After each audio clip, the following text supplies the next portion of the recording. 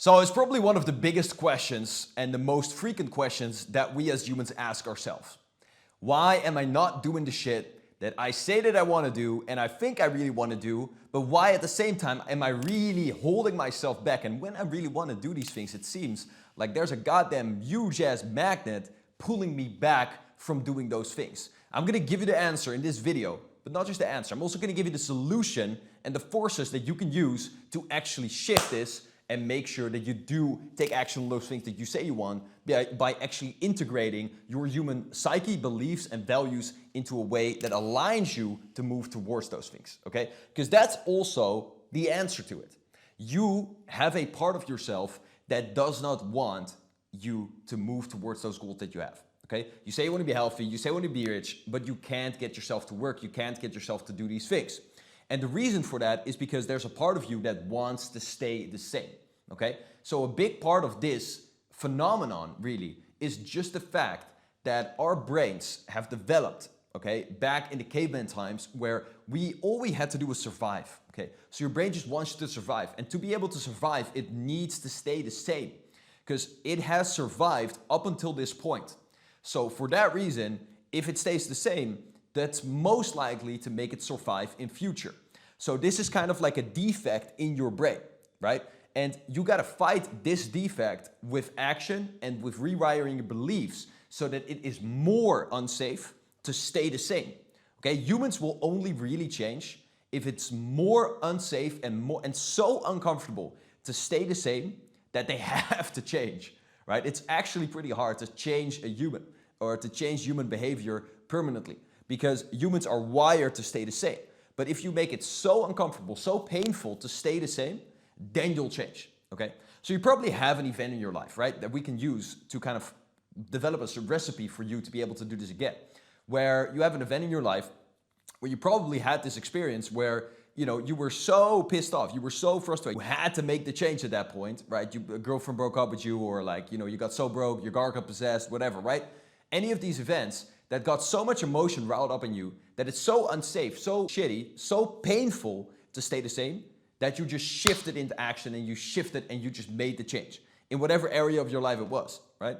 Now, we can either wait for this event to happen, you know, with the thing that you're trying to change right now, for it to get so painful that, you know, you have to change, or we can artificially, with our minds, create this dynamic where it's so much more painful to stay the same and it's so much more pleasurable immediately to move to that next level, to move to the next goal. Okay, and how we do that is by working with your beliefs, right? Because what you gotta believe is that it's so much more pleasurable to go to the change, right? So if you think about this right now, currently, the behavior that you're trying to do, what do you believe about this behavior, right? Is this behavior something that you associate pain to? Because your brain will always want to move away from pain, as I just said, and towards pleasure, right? So you most likely have a belief system that's limiting you, okay? It's called a limiting belief, you probably heard it before. But that limiting belief, the reason it limits you is because it associates pain towards the goal that you currently have. So you gotta think, hey, this goal or this thing that I'm trying to do, what about it do I not like? What negative association do I have towards doing this? And if you can't think of something, it could even be as simple as doing the work, right? But you gotta think of your brain like a weighing scale. You're always gonna have some level of negative association towards doing something just because it expends time and energy, right? As I just talked about, your reptile brain, your caveman brain, that does not want to do that. It's lazy by nature, right? But if we can, so there's already by nature a 20% resistance towards doing anything, right? Towards getting up or something like that.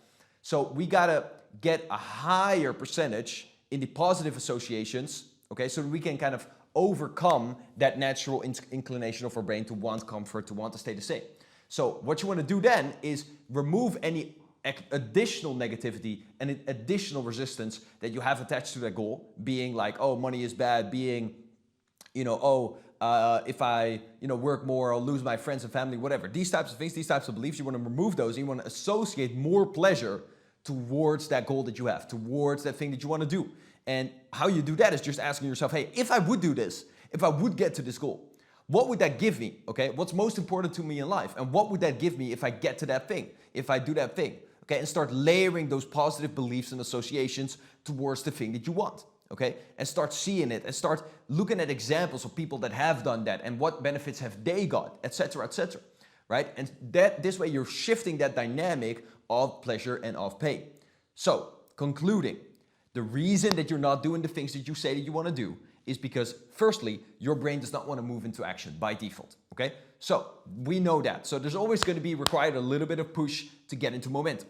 And secondly, you're usually going to have some limiting belief, okay, that's holding you back from doing those things because you associate subconsciously pain towards doing it, okay? So you have to bring that into your conscious awareness, shift it, and now it's going to go back down in your subconscious and you're going to be aligned to take action.